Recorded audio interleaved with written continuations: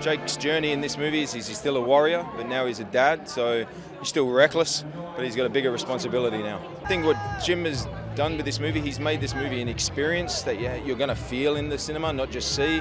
And you know, to share that with your loved ones. The movie's about protecting your loved ones. Jim's still talking about, you know, the effects we have on our ecosystem. Still talking about how we're interconnected, even from beyond in this movie, from before we're born to after we die. And I think after COVID, you know, we realised we're all in it together. And you know, these are themes that Jim's talked about for many years, from all his movies, about what humanity does to itself. What do I make of this London welcome? I mean, this was the first place. This was the first premiere 13 years ago, and we were welcomed in such a warm way. Even though it was freezing, I remember it was like I started to snow that night. So it's good. It's good to come back, to have the same reception. My hope is that people like the first, like Avatar: Way of Water the same way they liked Avatar 1. Stepping back into playing Neytiri is something really special to me. This character is a character that I feel kindred with in so many ways. I learned so much about her. I gave so much of myself to her, so getting to revisit her, to reincarnate her, it just feels like it's a gift that keeps on giving. The new character I play is Kiri, who's 14. She has a connection with Grace Augustine, who I played in the first one. She feels more at home in the forest with creatures and plants than she does with people. And she's a special girl. She's very lovable. You know, it's about a family, very much reflective of Jim's personal family. And family is such a universal theme, so relatable. And it just, you become part of this family.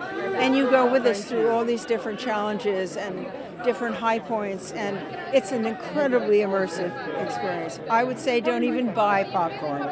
So what I can tell you about this film and about the character that I play, so I play the character of Renal, and she is the female warrior leader of the Metkayina tribe, and the Metkayina are people who live on and in the water. Their life is with the water and the animals that are there as well. And their community is vast.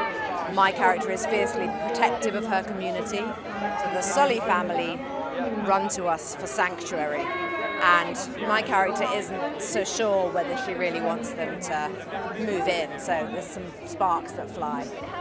Well, the first one was a pretty immense experience. This one, I had a certain familiarity. I felt very comfortable with the cast. I felt we knew each other well. I felt comfortable with the director. We know each other well.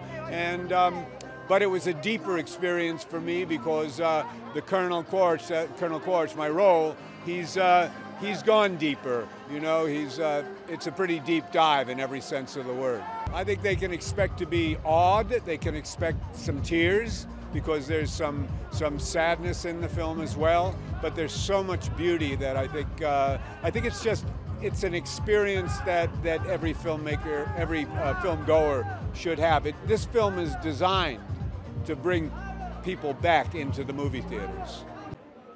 How do I feel right now? It's a bit surreal because it's been 5 years of straight production without a break, shooting 2 movies back to back and a bit of a third one, Avatar 2, this one, 3 and 4. And it's been just nonstop, except for the pandemic, which shut us down cold.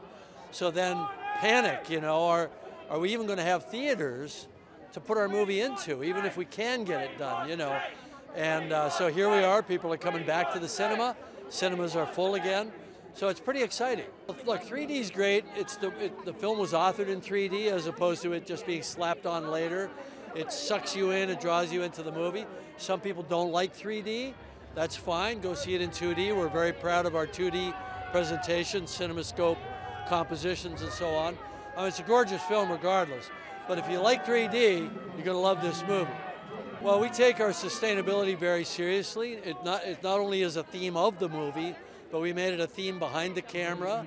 You know, people have criticized us, oh, you use those computers and servers, you're using so much electricity. Well, we generated all the electricity for the production with solar plant that we put on top of the sound stages.